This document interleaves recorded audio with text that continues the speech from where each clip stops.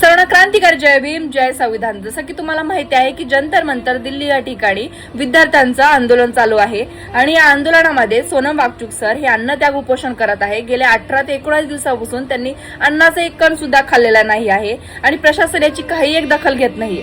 अरे तुम्हाला मंत्रीपद जर सोडायचं नसेल ना तर नका सोडू, पण या गोष्टीची दखल तर घ्या।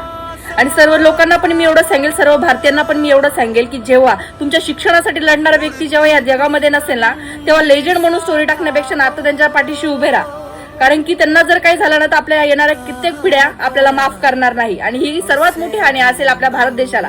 आपल्या भारत देशाला सोनम वांगचुक सारखे लोक अजून समजलेलेच नाहीये, पण इतर देशांना हे समजलेलं आहे। जेव्हा सोनम वांगचुक सरांनी स्वित्झर्लंडच्या विजासाठी अप्लाय केलेलं होतं तेव्हा स्वित्झर्लंडने त्यांना 5 वर्षाचा विजा फुकट दिलेला होता, मोफत दिलेला होता आणि स्वित्झर्लंड म्हटले की सोनम वांगचुक सारखे सायंटिस्ट जर आमच्या देशात येणार असेल ना तरी आमच्यासाठी अभिमानाची गोष्ट आहे आणि त्यामुळे त्यांनी 5 वर्षाचा विमा त्यांना मोफत दिला।